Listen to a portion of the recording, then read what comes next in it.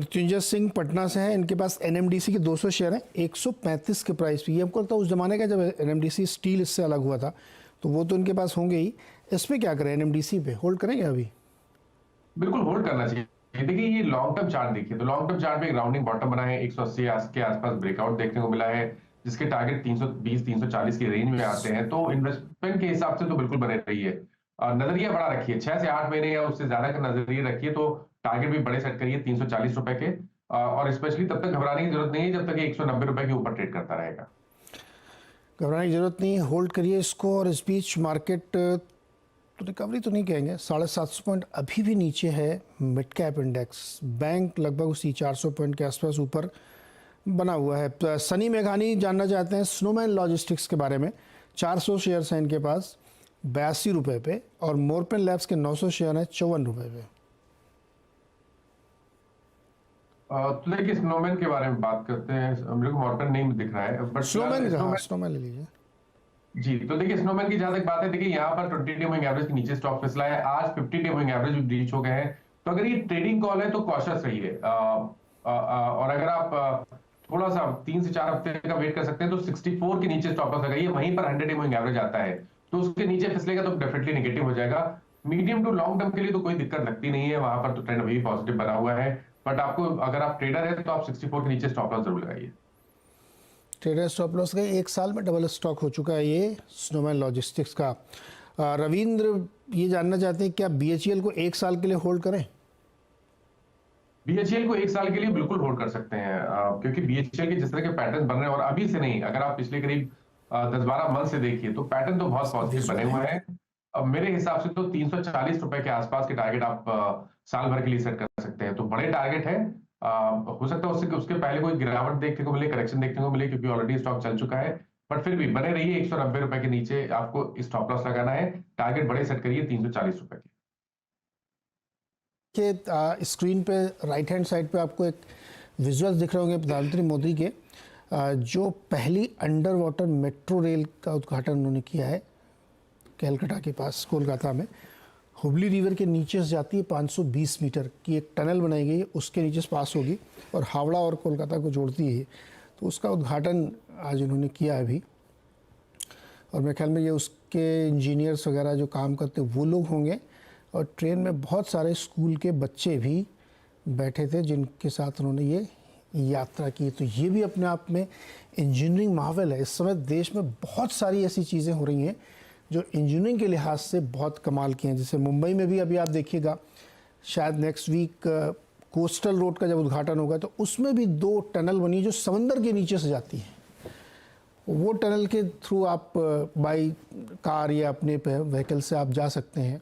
बहुत ही ज़बरदस्त चीज़ें बन रही हैं। तो ये आज आपको हमने कहा दिखाया जाए चलना चाहिए। चलिए वापस आते हैं सवाल जवाब पे। राज तिवारी इंडिया सीमेंट पे जानना चाहते हैं, 100 शेयर ले रखे उन्होंने 270 के भाव पे, बेच दें कि होल्ड करें?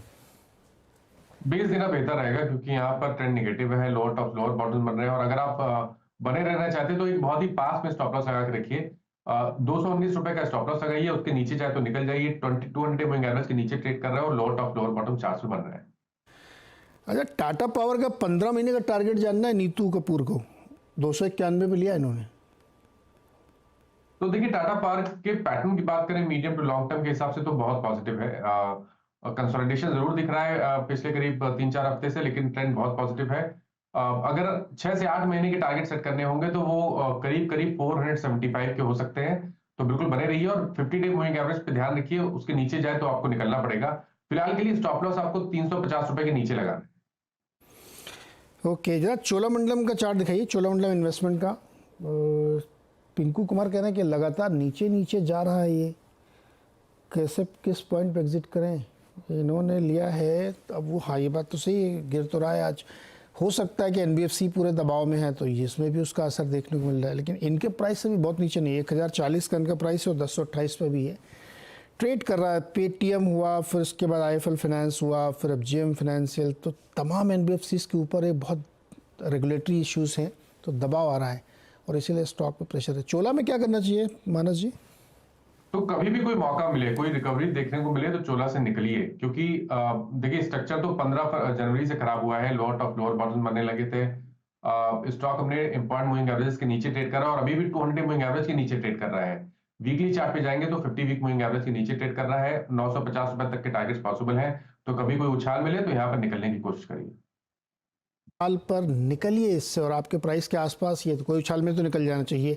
एक और ट्रेड बहुत लोग पसंद करते हैं, ईशान शर्मा के थ्रू पूछ रहा हूँ मैं। ईशान शर्मा ने सवाल लिखा है, उनके पास 100 शेयर हैं जी एंटरटेनमेंट के, 165 पे लिए 1 से 3 महीने में प्ले करना चाहते हैं। अभी क्या 150 रुपये के आसपास होगा मेरे ख्याल, ये 153 पे है।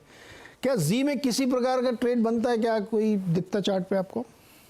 देखिए, जब तक कोई बॉटम फॉर्मेशन ना देखने को मिले, कोई रिवर्सल के साइन ना देखने को मिले, तब तक स्टॉक में निवेश या ट्रेड नहीं करना चाहिए लॉन्ग साइड पे, क्योंकि lower top lower bottom chart पे बन रहे हैं। एक बहुत ही अहम सपोर्ट 170 के आसपास था स्टॉक, अब उसके नीचे भी कंफर्टेबली ट्रेड करने लगा है। उस पैटर्न को देख के तो लग रहा है कि शायद यहाँ पर गिरावट बढ़ सकती है।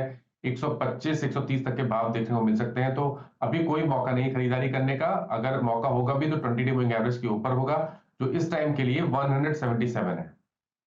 हाँ, जो खबरों में बहुत रहते हैं ना शेयर, हर दिन एक खबर आती है उसमें, उस पर थोड़ा सा मुश्किल है। मतलब मुझे नहीं लगता कि कोई भी दुनिया में उसका एनालिसिस कर सकता है कि जिसमें हर दिन एक नई खबर आ जाए।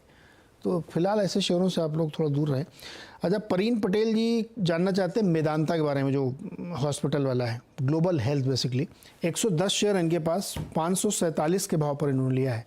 ये स्टॉक तो मेरे ख्याल में काफ़ी चल गया होगा, ये देखिए दुगने से ज़्यादा हो गया इनको। क्या करें, इसको प्रॉफिट बुक कर लें क्या मानस जी? देखिए, मैं तो बोलूंगा एक बार प्रॉफिट बुक करिए, क्योंकि अगर आप मंथली चार्ट पे जाइए, पिछले मंथ स्टॉक ने एक इवनिंग स्टार पैटर्न बनाया है और बड़ी रैली के बाद बनाया है, तो उसको देख के लग रहा है। मानस जी की आवाज़ रुक गई, फ्रीज हो गई, तो वो ये कहना चाह रहे थे, उनकी बात ये थी कि प्रॉफिट कर लीजिए इसमें, चूँकि आप ऑलरेडी डबल से ज़्यादा में बैठे हुए हैं। और मंथली पैटर्न पे कुछ बताना चाह रहे थे, अगर जुड़ेंगे तो हम दोबारा पूछेंगे कि वो क्या चीज़ है। लेकिन प्रेशर में है, प्रेशर में रह सकता है आगे स्टॉक, और आप प्रॉफिट में तो प्रॉफिट बुक करना चाहिए। मार्केट का हाल तब तक आपको बता देते हैं इस समय फ्यूचर्स में क्या क्या चल रहा है। महानगर गैस में वो खबर थी, उसके बाद 14% स्टॉक नीचे है। L&T फाइनेंस होल्डिंग, एक और NBFC 9% नीचे। आदित्य बिरला कैपिटल, एक और NBFC 7% नीचे। मन्नापुरम फाइनेंस अनदर वन 7% नीचे। फिर गैस वाली दूसरी IGL 6% नीचे। बहुत प्रॉफिट बना रहे हैं ये लोग, गैस वाली कंपनीज।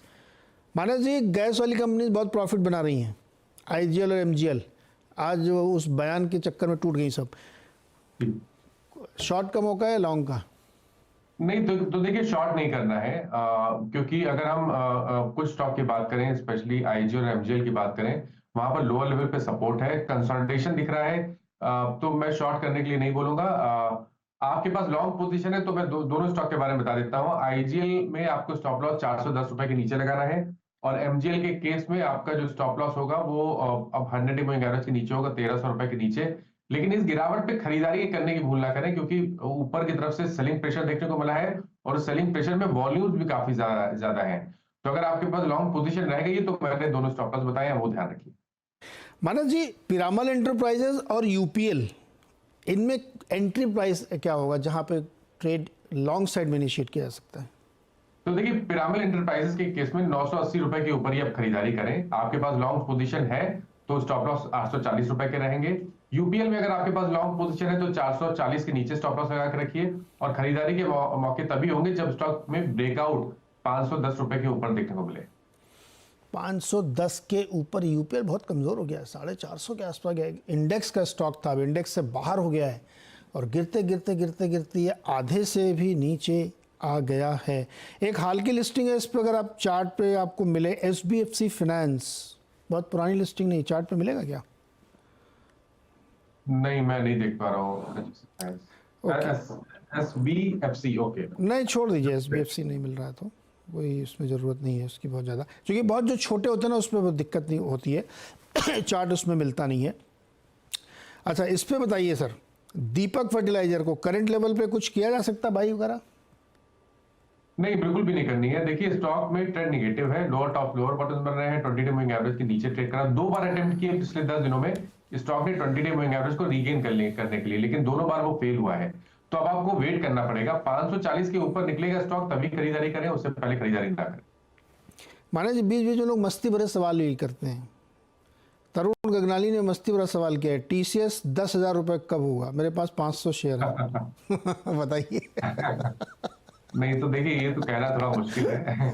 लेकिन मैं आपको ट्रेंड बता देता हूँ। ट्रेंड तो बहुत पॉजिटिव है। अगर हम लॉन्ग टर्म चार्ट पे देखें तो अभी स्टॉक ने कुछ टाइम पहले ही 2022 के हाईज को ब्रीच किया है, कंसोलिडेशन दिख रहा है। और आईटी स्पेस में अगर कहीं पर जो हैवी वेट्स है उनमें निवेश करके रखना है आने वाले 1 साल के लिए, तो वो डेफिनेटली टीसीएस होगा ही होगा। तो ये स्टॉक में हर गिरावट पे खरीदारी करनी चाहिए। अगर 1 साल के हिसाब से चले तो जो टारगेट होंगे वो 4700 के आसपास के रहेंगे।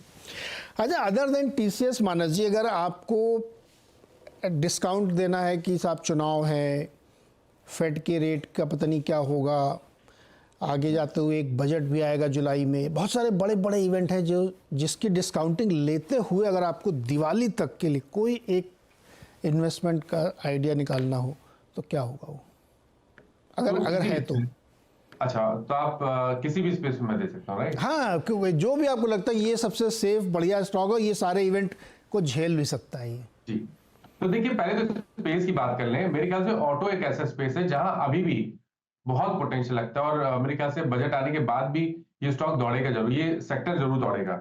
एक स्टॉक इस क्षेत्र में लेना होगा, तो मेरे ख्याल से बजाज ऑटो एक ऐसा स्टॉक होगा जहां पर अभी भी आप खरीदारी कर सकते हैं। अगर स्टॉक 2 व्हीलर स्पेस में होगा तो बजाज ऑटो होगा, और अगर 4 व्हीलर स्पेस में होगा तो वो अब मारुति रहेगा, जहां पर पोटेंशियल बहुत लगता है। तो बजाज ऑटो में अगर हमें 6 से 8 महीने का टाइम फ्रेम के हिसाब से टारगेट सेट करने होंगे, तो मैंने पहले भी अभी थोड़ी देर पहले बताया है 9,700 रुपए तक के टारगेट पॉसिबल हैं। और अगर हम मारुति की बात करें और 6 से 8 महीने की बात करें, तो यहाँ पर आपको करीब 12,600 12,700 तक के टारगेट्स देखने को मिल सकते हैं। तो ये दोनों स्टॉक है, और ये स्पेस ऐसा है जहां पर शायद बजट के बाद भी आपको मूव देखने को मिल जाएगा ऊपर के साइड। ओके, इसमें मारुति में एक दुविधा दूर करिए। 5 साल का अगर चार्ट देखेंगे तो उसमें ज़्यादा से ज़्यादा 15-20% का रिटर्न है आज की तारीख, जबकि इतना चल गया है। नीचे से देखेंगे तो स्टॉक ने बहुत बढ़िया रिटर्न दिया है। कैसे इसको क्या बेस मान के चलें कि नीचे से चल गया इसलिए घबराना है या नहीं? अभी तो कहाँ 5 साल का एवरेज देखो 15% चला है ये। तो देखिए, दूसरी तरह से देखिए, 2018 के हाईज थे 10,000 के आसपास मारुति में। उसके बाद डिप देखने को मिला था, 4,000 तक स्टॉक गया, और अब 10,000 के ऊपर निकला है। तो आपको अगर बेस बनाना है तो 10,000 के आसपास बनाना है। तो अभी तो मेरे ख्याल से बहुत बड़ी रैली हुई नहीं है। तो स्टॉक में अगर हम पोटेंशियल की बात करें आने वाले 2 साल के लिए, 1.5 से 2 साल के लिए, तो आप उम्मीद कर सकते हैं कि यहाँ पर आपको करीब 2,500-3,000 पॉइंट की रैली भी देखने को मिल जाएगी। तो बहुत पॉजिटिव है चार्ट्स, बिल्कुल यहाँ पर निवेश करना चाहिए, हर गिरावट पे खरीदारी करनी चाहिए। हर गिरावट में खरीदारी करें। लॉन्ग टर्म एवरेज देखेंगे तो अभी 10% ही चला होगा, इसलिए मैंने कहा ये मन में आपके ज़रूर आएगा सवाल, तो ये मैं पहले ही क्लियर कर लेता हूँ। आखिरी सवाल, REC और PFC 2 स्टॉक हैं जिसमें एक रिपोर्ट आई है आज। वो रिपोर्ट बड़ी मज़ेदार है। उनका मानना है कि कामकाज दोनों बढ़िया चल रहा है और पावर सेक्टर में बहुत कुछ हो रहा है, इसलिए फंडामेंटली स्ट्रॉन्ग है, आगे जाते हुए चीज़ें होंगी। लेकिन REC पे उतना बुलिश नहीं है, वो PFC पे ज़्यादा है। आपको चार्ट पे दोनों में कौन अच्छा लगता है? हालांकि आज दोनों स्टॉक मजबूत हैं।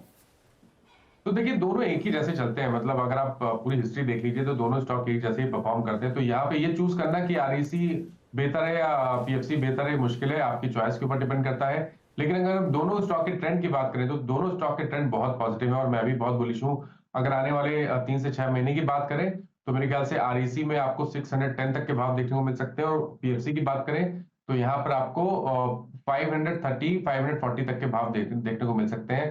तो दोनों का ट्रेंड पॉजिटिव है, दोनों स्टॉक में आप निवेश कर सकते हैं, लेकिन 6 से 8 महीने का टाइम फ्रेम रखना पड़ेगा। बता दें कि मनी कंट्रोल पर दिए गए विचार एक्सपर्ट्स के अपने निजी विचार होते हैं। वेबसाइट या मैनेजमेंट इसके लिए उत्तरदायी नहीं है। यूजर्स को मनी कंट्रोल की सलाह है कि कोई भी निवेश निर्णय लेने से पहले सर्टिफाइड एक्सपर्ट की सलाह लें।